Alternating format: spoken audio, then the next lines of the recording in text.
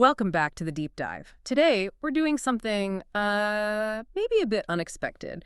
We're focusing entirely on probably the most used club in your bag, but looking at a spec that often gets, well, ignored. Yeah, it's funny how that works, isn't it?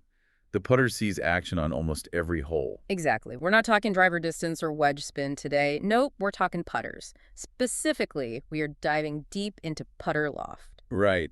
Everyone gets excited about launch angle with a driver, you know, how loft affects carry and all that. But putter loft, most golfers, even good ones, might not even know what theirs is or why it matters. It just seems like such a tiny number. It really does. But our sources today, they range from, detailed biomechanics research to notes from expert club fitters.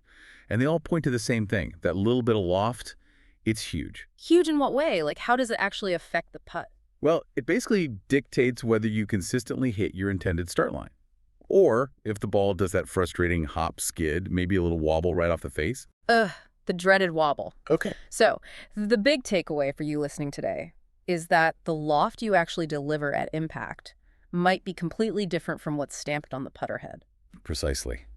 And that difference, it's very likely costing you strokes. Could be Oh. several around. Okay, let's unpack this then. We're usually talking about, what, 2 to 4 degrees of loft on a putter? Typically, yeah. That's the standard range. You might see some models go from 0 up to 5, but 2 to 4 is common. So why is that tiny angle so different, fundamentally different from, say, the 44 degrees on your pitching wedge? And why is it so critical for just rolling a ball? Well, when we define putter loft, technically it's the same definition as any other club. It's the angle of the club face relative to a vertical plane, or you can think of it relative to the ground. But, and this is the key thing, its purpose is completely specialized. Right, not about getting the ball airborne for distance. Exactly. Unlike a wedge trying to create carry and spin, a putter uses that tiny bit of loft for, let's call it precision engineering, right at ground level. The whole goal is to get the ball transitioning into a true, stable forward roll as quickly as possible. Minimizing that initial skid or bounce. You got it. That standard static loft, the 2 to 4 degrees you mentioned, that's really the industry's best guess at what works for the average player to achieve that smooth roll. Okay, but average players doing a lot of work there. The complexity, as I understand it, comes from the fact the ball isn't just sitting perfectly flat on the green surface, is it? No, never. It's always nestled down slightly. Its own weight creates this tiny depression like a little nest in the turf. Right. So when you look at why we even need loft on a putter, it actually has, what, 3 critical jobs to do almost instantly after impact. That's a great way to put it. 3 distinct things need to happen. So what's job number 1? The absolute first thing that loft has to achieve. The first, and honestly probably the most overlooked job, is extraction. Gentle extraction. Loft needs to lift the ball cleanly out of that little depression, that nest, but crucially, without forcing it upwards too aggressively. Okay, so if you don't lift it cleanly, what happens then? If there's not enough effective loft, the face can sort of press the ball down into the turf for a split second, or maybe clip the top edge of the ball while it's still slightly sunken. And that immediately causes unpredictable skid, maybe a little hop or wobble right from the start. No consistency. Okay, so job 1, clean extraction from the nest. Once it's out, what's next? Then that same loft helps initiate the smooth forward roll we talked about. It's about minimizing that brief skid phase, because every putt does skid for a very short distance initially. That's physics. Right. It can't instantly start rolling perfectly. Correct. But the difference between a really good putt and a poor one often comes down to how long it skids versus how quickly it starts rolling purely. Because the skid phase is where you lose energy unpredictably. Exactly. Skid is friction loss, inconsistent friction loss. True roll is efficiency, predictability. The correct loft gets that ball rolling end over end much sooner.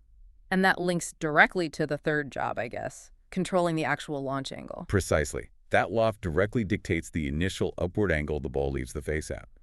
If that launch angle is too high or too low, you're just banking in inconsistencies. It destroys your ability to judge distance because the energy transfer is wrong, and it affects direction because the ball isn't stable.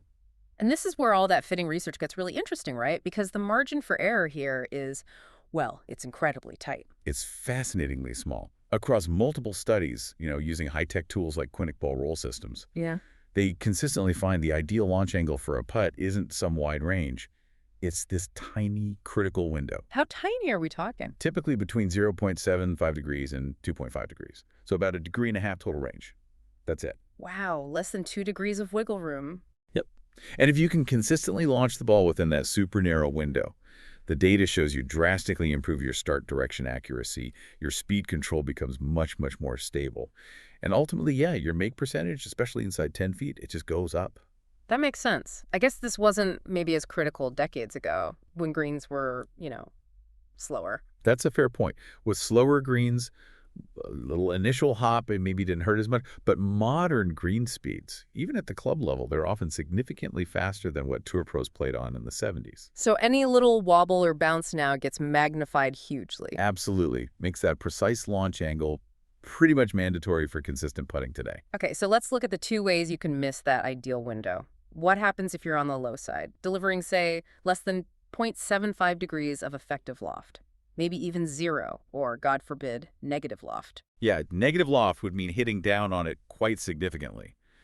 If you deliver too little positive loft, the ball just doesn't get lifted cleanly out of that depression. Instead of that gentle lift, you're probably striking the ball either level or maybe even slightly descending. The putter face essentially presses the ball into the turf. And the immediate result is? Prolonged skid time, we talked about that. The putter head is trying to push the ball forward, but without enough upward vector to get it rolling cleanly. And I read somewhere, especially on softer greens or maybe grainy greens, this can be even worse. Oh, definitely. On softer, grainy surfaces, particularly if the player has a lot of forward shaft lean at impact, that low loft can actually cause the ball to dig into the turf for a split second. Ouch. That sounds like hopping is guaranteed. That's exactly what generates that really frustrating hopping or sort of stuttering, wobbling motion right off the face. It drains energy inconsistently and pretty much guarantees an offline start. Okay, makes sense. Now let's flip to the other extreme. What about players delivering too much loft? Maybe hitting it with, say, 4, 5, even 6 degrees or more of effective loft, even if the putter itself only says 3 degrees on it. Right. In that scenario, you're basically popping the ball up. Instead of that gentle extraction, the face sends the ball launching too high. It gets airborne more than it should, and then it comes down and will likely bounce or hop, sometimes multiple times, before it finally settles into a true roll. And I imagine that's particularly bad on faster greens. Devastating. Yeah. Absolutely devastating on fast greens. If that ball launches at, say, 4 or 5 degrees, yeah, it comes back down pretty quickly. But that initial high launch means it lands with forward momentum, but often without enough stable rotation yet. So that bounce, even a small one, severely messes with both the direction and the speed. You've basically introduced this unstable variable right at the start. Exactly. Makes consistent distance control, judging the pace, almost impossible. And the feel is usually terrible too, mushy or just disconnected. Okay, so this is where it gets really personal, right? It moves from physics to the individual golfer. Because you can buy a putter off the rack, says 3 degrees of loft, but that number might be almost irrelevant if you haven't factored in your own stroke. That's the core lesson here, really. The ideal loft for you is absolutely not universal. It's not just the number stamp on the club. It has to be matched precisely to your setup, your hand position, how much you lean the shaft, the speed of the greens you play, and even the dynamics of your stroke itself. Wait, hold on. So you're telling me if I buy a standard 3-degree putter, my natural putting stroke could easily be delivering it at impact with only 1 degree? Or maybe even 5 degrees. And I'd likely have no idea unless I got measured. That sounds like... Well, like guesswork is just built into buying standard equipment. That is precisely the issue. Static loft, that's the number on the club when it's just sitting there. Effective loft, that's what the club actually delivers at the moment of impact. And our human mechanics, our unique ways of moving, almost always change that number from the static measurement. So how do these mechanics change it? What are the big factors? Well, we need to look at how different parts of your setup and stroke influence that effective loft at impact. Probably the single biggest variable is shaft lean. Forward press, hands ahead of the ball. Exactly. If you naturally press the shaft forward at impact, so your hands are ahead of the ball, you are actively de-lofting the putter face. If you lean the shaft forward by, say, 2 degrees dynamically through impact, your standard 3-degree putter is suddenly striking the ball with only 1 degree of effective loft. Okay, so following that logic, if I'm a player who tends to press forward quite a bit, I should actually be looking for a putter that starts with more static loft, like 4 or maybe even 5 degrees, just to compensate for how I de-loft it naturally. Bingo. It feels counterintuitive, right? More loft on a club designed to roll the ball low.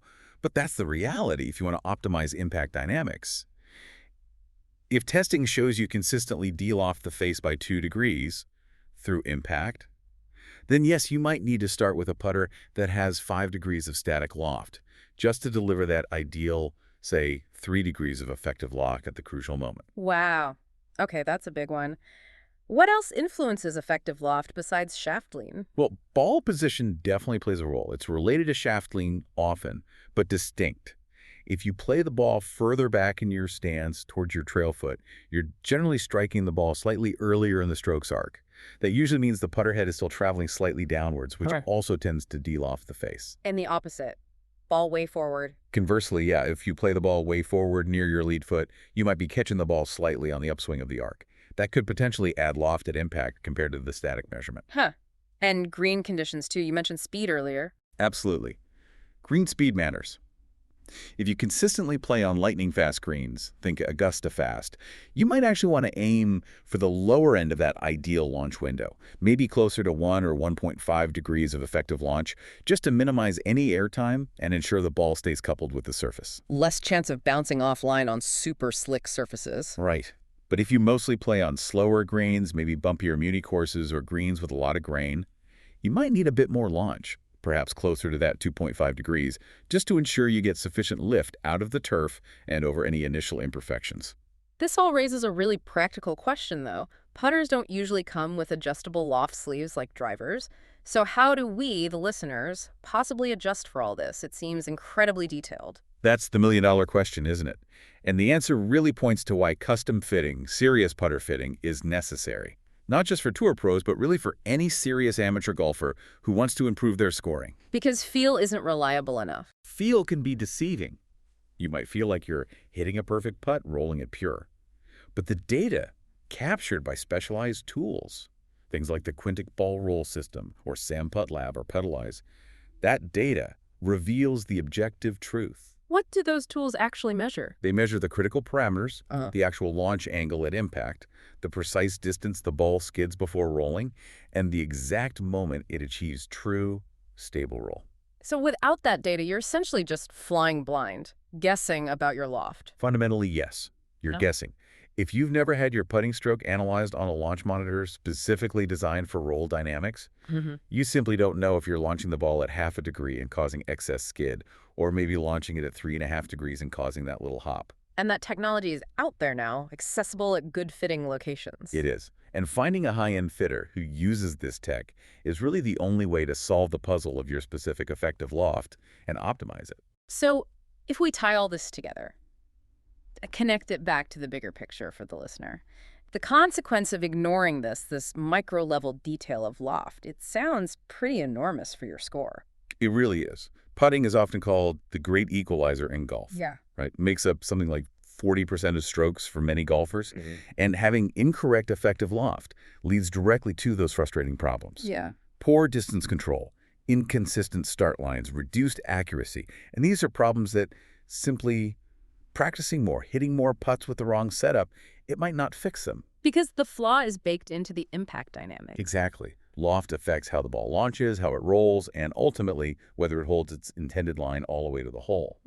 We're often talking about optimizing things at the level of just 0.5 degree of effective loft. But those tiny adjustments, they make a massive difference. The difference between a 4-foot putt tracking perfectly into the center And lipping out because of some tiny bounce or skid you couldn't even see with the naked eye. It's that precise. it really drives home the point.